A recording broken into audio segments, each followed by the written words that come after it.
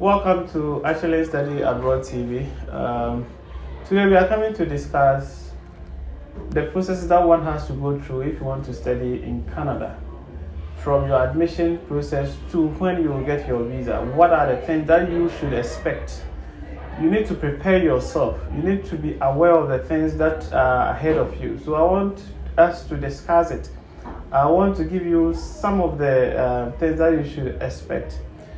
Don't forget to Actually Study Abroad TV. If you've not subscribed, kindly hit the subscription button. Follow us on all our social media handles or visit our website on www.actuallens.com. Thank you.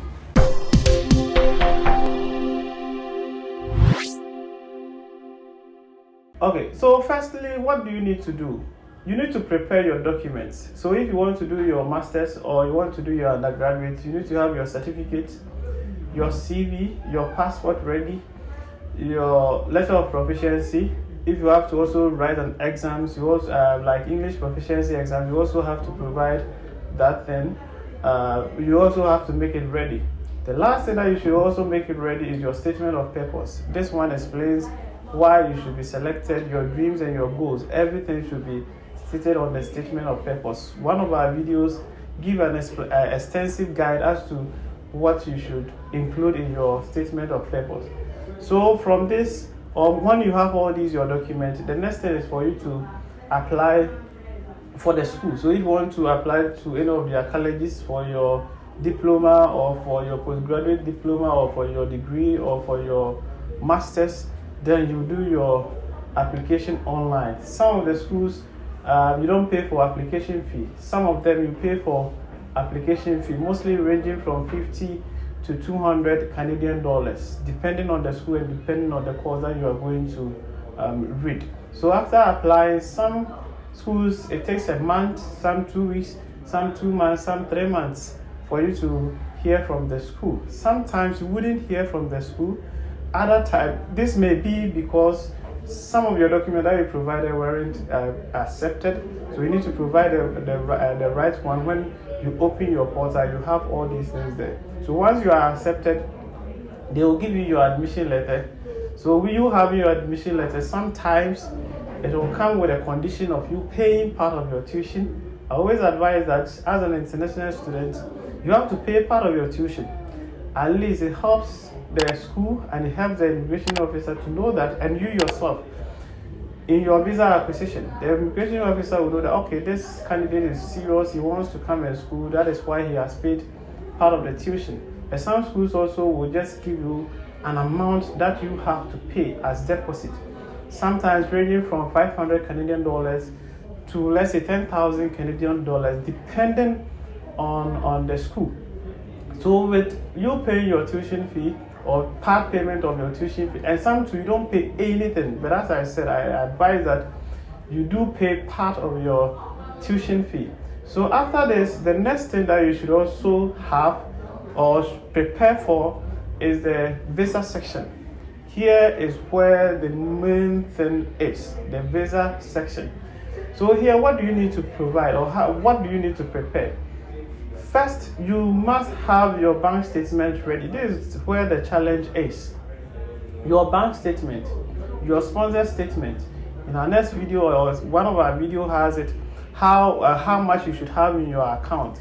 So you can also watch that video on our channel, what you must have in your account. So you have to prepare your bank statement, either a personal or a sponsor's own. The sponsor can be your uncle, your aunt, your daddy, or your mother, or even yourself, or a company, or if you have scholarship, you can use that for the visa that you are going to apply. Then you should also have your certificate. You should have your admission letter ready. You should also have your statement or your personal statement ready. When I say the personal statement, it's also like the statement of purpose. So here, for Canada, you don't go for interview. So whatever you are going to say to the counselor or the decision maker should be written on a sheet of paper. And don't forget too that your sponsor needs to also write an extensive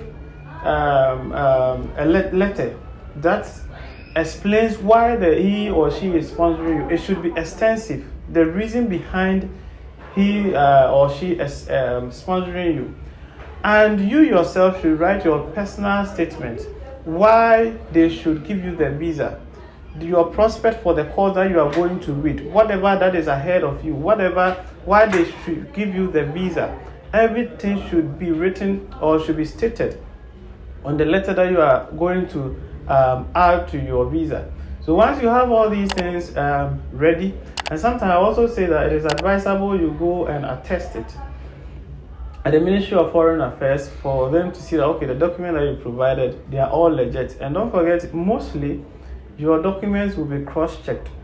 Mostly they will be cross-checked. And if you also have any personal belongings, like you have your cars, your land, your house, or whatsoever, you can add all these things in support of your application. And if you are working for somebody too, there should be a letter of introduction from them stating that they've given their consent to you for the purposes of the visa that you are going to do. So you having all these things, you go to their website.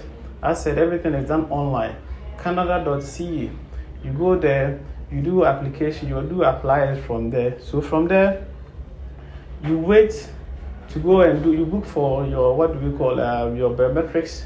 You go and do your biometrics. So from the biometrics, you wait for the embassy to call you or to send a message. Mostly they send a message through your email that was used, or you open your portal from canada.ca, and if your visa is approved, they will tell you that bring your passport, or first they will tell you to go and do your medicals with any of their medical centers. They have 2 medical centers in Ghana.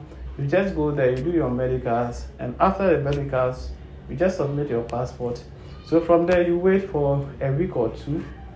Then your visa they will tell you to come and do the collection of your visa. So these are some of the things that you should expect as a prospective student who wants to study in Canada, from you preparing to the last stage of you getting your visa. As said, this is at Children Study TV. Subscribe to the channel and enjoy most educative blogs that we have for you. Thank you.